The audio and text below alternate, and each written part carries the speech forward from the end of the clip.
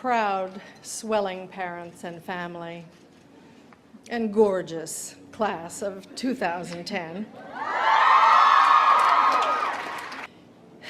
If you are all really, really lucky, and if you continue to work super hard, and you remember your thank you notes and everybody's name, and you follow through on every task that's asked of you, and also somehow anticipate problems before they even arise, and you somehow sidestep disaster and score big. If you get great scores on your LSATs, or MSATs, or ERSATs, or whatever, and you get into your dream grad school or internship, which then leads to a super job with a paycheck commensurate with the responsibilities of leadership, or if you somehow get that documentary edited on a shoestring budget, and then it's accepted at Sundance, and then maybe it wins Sundance, and then you go on to be nominated for an Oscar, and then you win the Oscar. Or if that money-making website that you've designed with your friends somehow suddenly attracts investors and advertisers and becomes the go-to site for whatever it is you're selling, blogging, sharing, or netcasting, and success, shining, hoped for, but never really anticipated success comes your way, I guarantee you, someone you know or love will come to you and say, "Will you address the graduates at my college?" And you'll say, "Yeah, sure, when is it?" May 2010. 2010? Yeah, that's months away. And then the nightmare begins.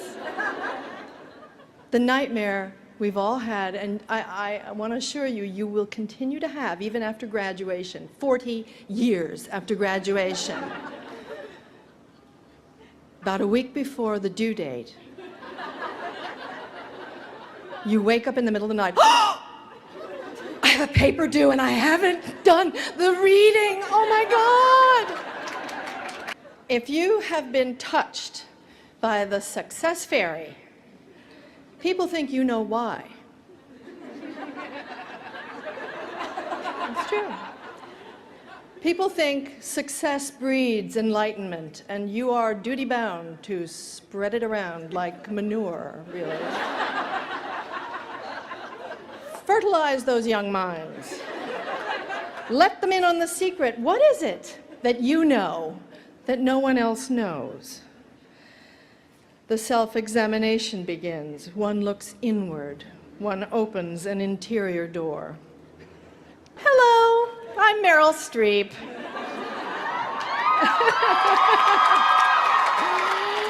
Oh, and today, class of 2010, I am very honored, and I am humbled to be asked to pass on tips and inspiration to you for achieving success in this next part of your lives.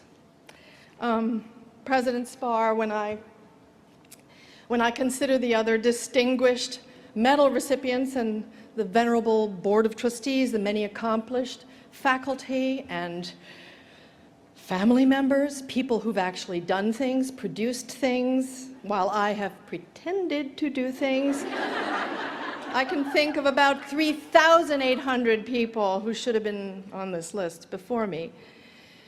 And, you know, since my success has depended wholly on my putting things over on people. So I'm not sure the parents really think I'm that great a role model anyway. I am, however, an expert in pretending to be an expert in various areas. So, just randomly, like everything else in this speech.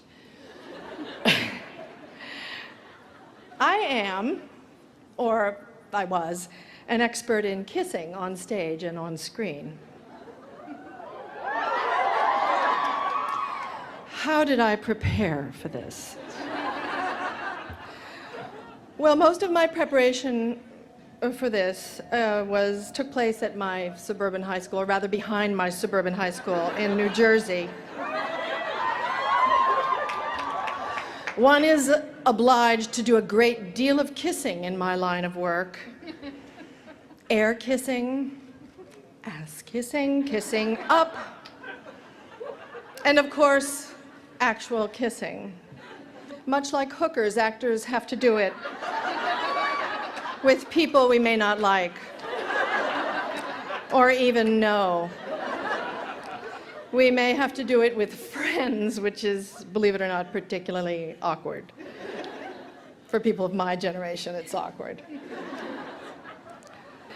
My other areas of faux expertise: river rafting, miming the effects of radiation poisoning, knowing which shoes go with which bag, coffee plantationing, Polish, German, French, Italian, that's Iowa-Italian from the bridges of Madison County, bit of a brogue, bit of the Bronx, Aramaic, Yiddish, Irish clog dancing, cooking, singing, riding horses, knitting, playing the violin, and simulating steamy sexual encounters. These are some of the areas in which I have pretended quite proficiently to be successful, or the other way around, as have many women here, I'm sure.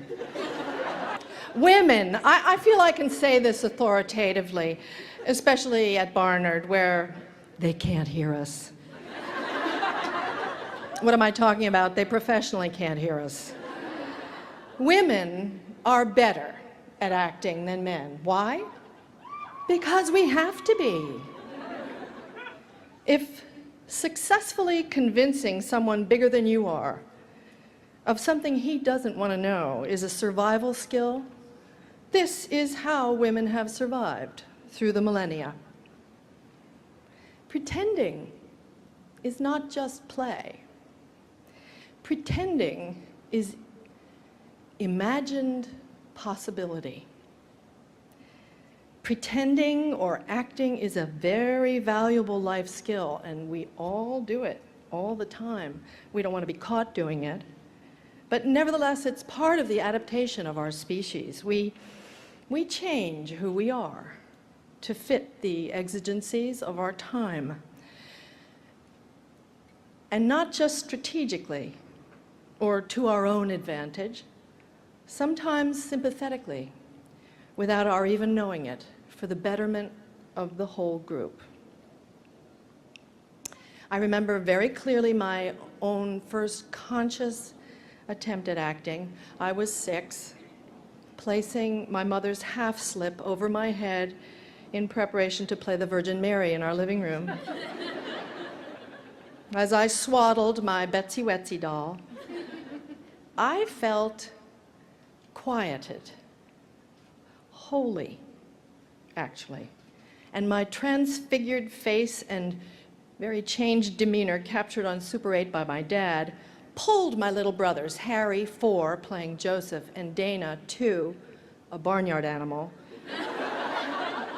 into the trance. They were actually pulled into this little nativity scene by the intensity of my focus,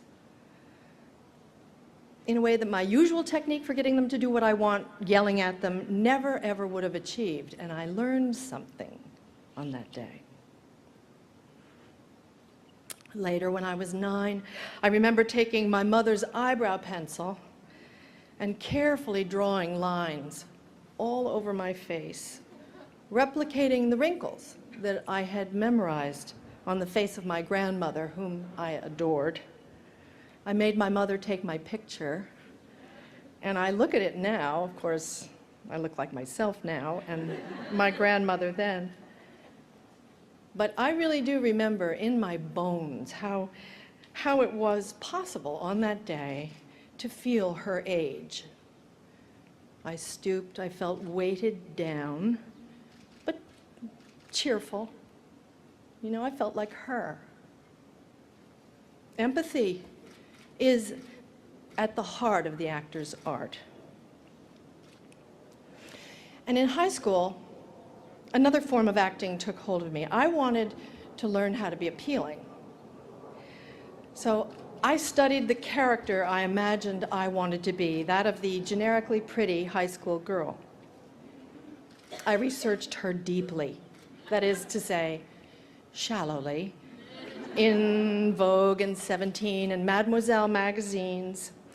I tried to imitate her hair, her lipstick, her lashes, the clothes of the lissome, beautiful, generically appealing high school girls that I saw in those pages. I ate an apple a day, period. I peroxided my hair, ironed it straight. I demanded brand name clothes. My mother shut me down on that one. But I did. I worked harder on this characterization, really, than anyone that I think I've ever done since. I worked on my giggle. I lightened it because I liked it when it kind of went up at the end. Because I thought it sounded childlike and cute. This was all about appealing to boys and at the same time being accepted by the girls. It's a very tricky negotiation. Often success in one area precludes succeeding in the other. And along with all of my exterior choices, I worked on what actors call my interior adjustment. I adjusted my natural temperament, which tends to be slightly bossy, little opinionated, loud, little loud, full of pronouncements and high spirits.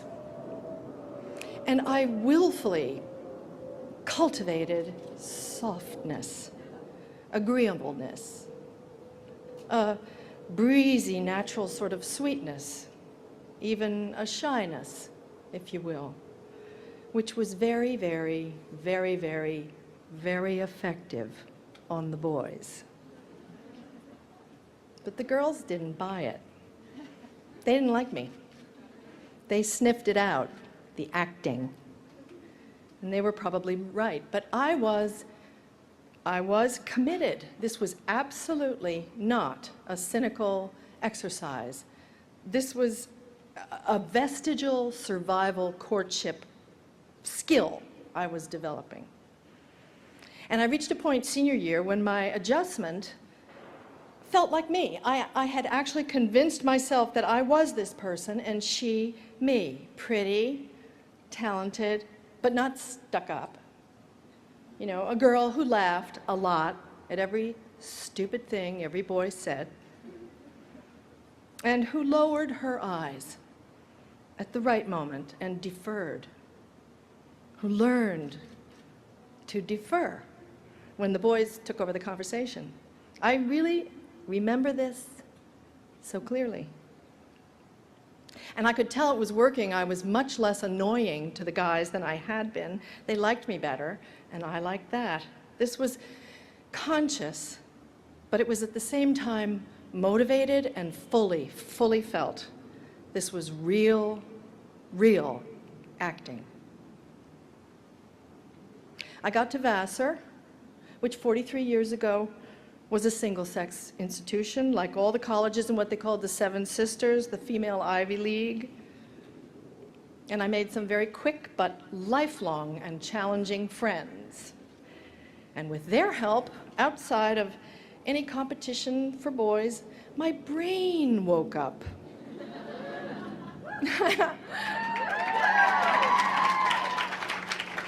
I got up and I got outside myself and I found myself again. I didn't have to pretend. I could be goofy, vehement, aggressive, and slovenly, and open, and funny, and tough, and my friends let me.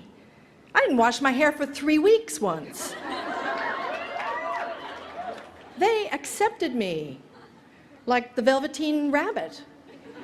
I became real instead of an imaginary stuffed bunny. But I stockpiled that character from high school,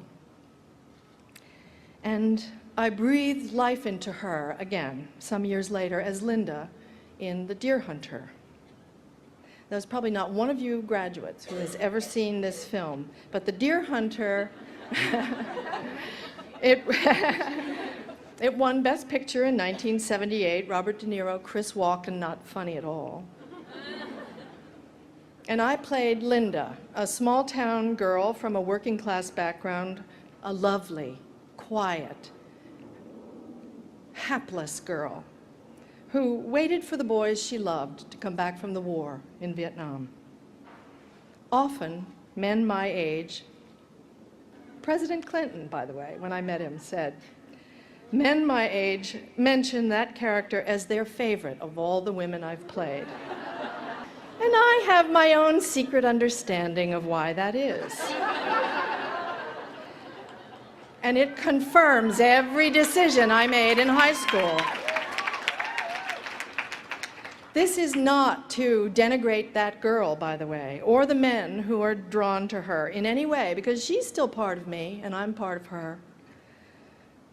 She wasn't acting, but she was just behaving in a way that cowed girls, submissive girls, beaten up girls with very few ways out have behaved forever and still do in many worlds.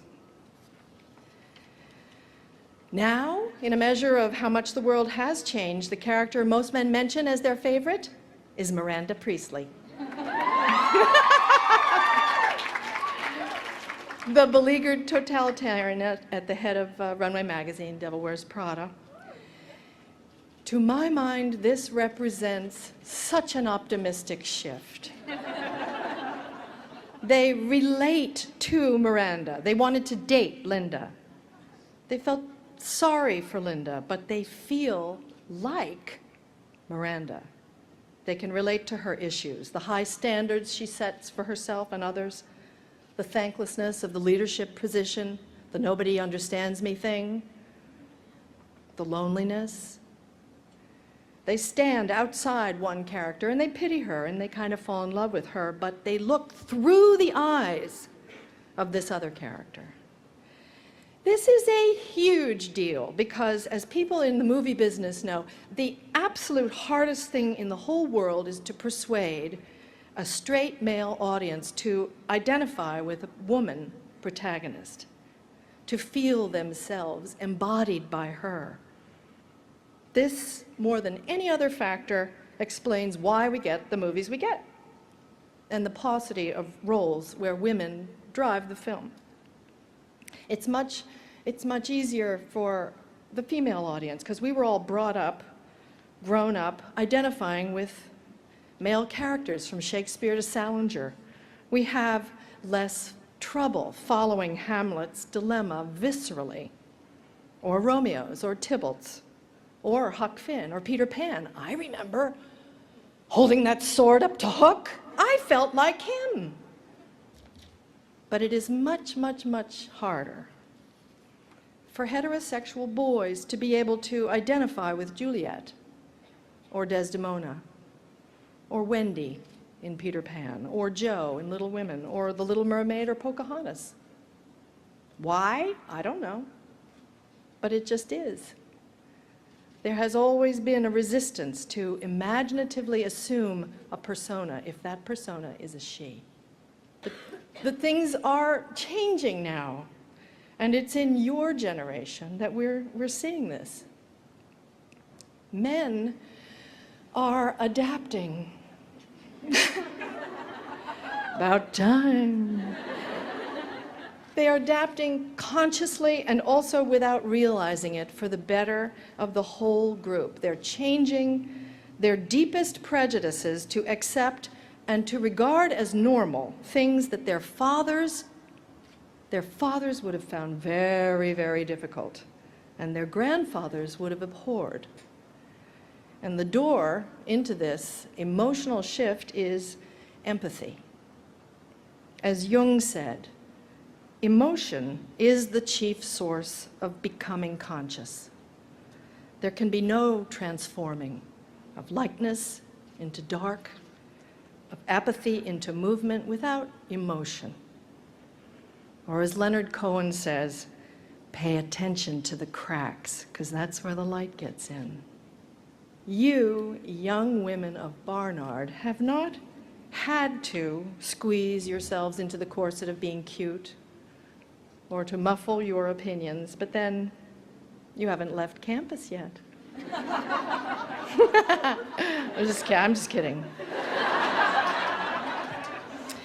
What you have had is the privilege of a very specific education. You are people that may be able to draw on a completely different perspective, to imagine a different possibility than women and men who went to co-ed schools. How this difference is going to really serve you, it's hard to quantify now. You may take you 40 years, like it did me, to look back and analyze your advantage.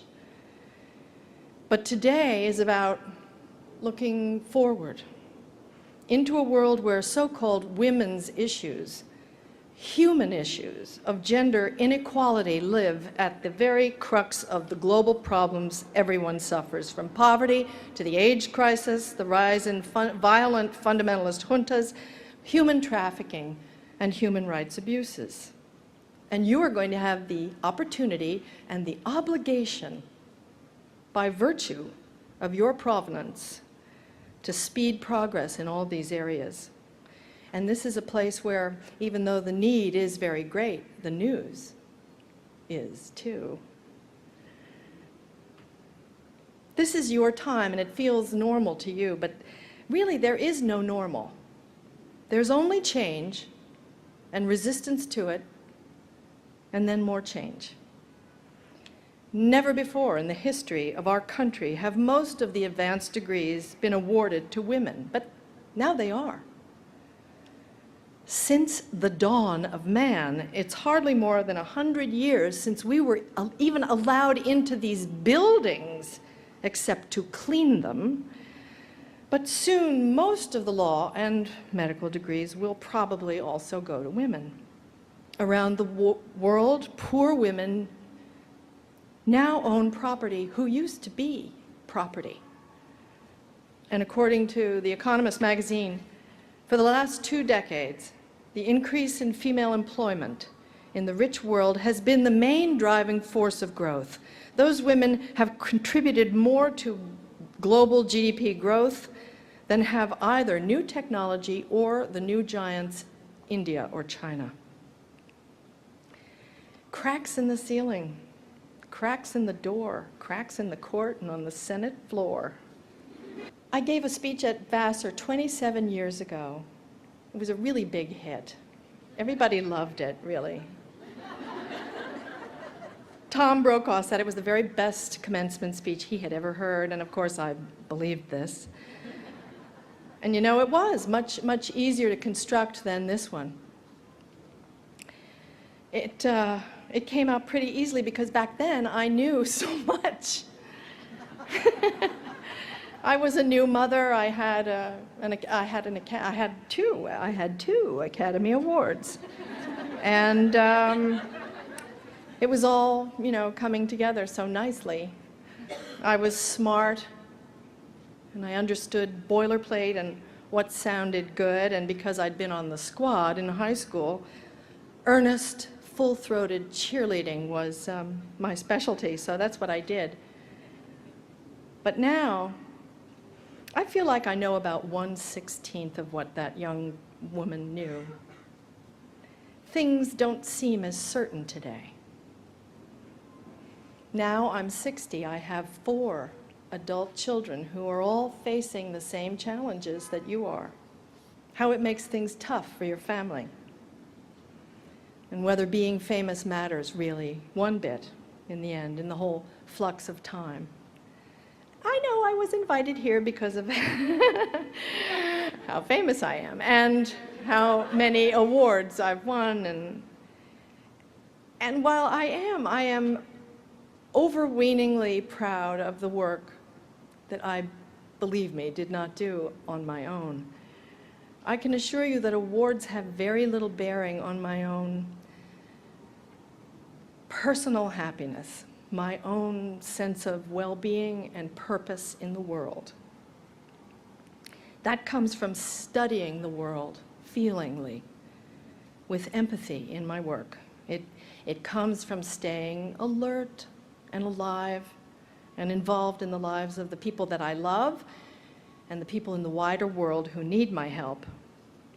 No matter what you see me or hear me saying when I'm on your TV holding a statuette and spewing, that's acting. Being a celebrity has taught me to hide, but being an actor has opened my soul. Being here today has forced me to look around inside there for something useful that I can share with you. And I'm really grateful that you gave me the chance. You know, you don't have to be famous. You just have to make your mother and father proud of you. And you already have.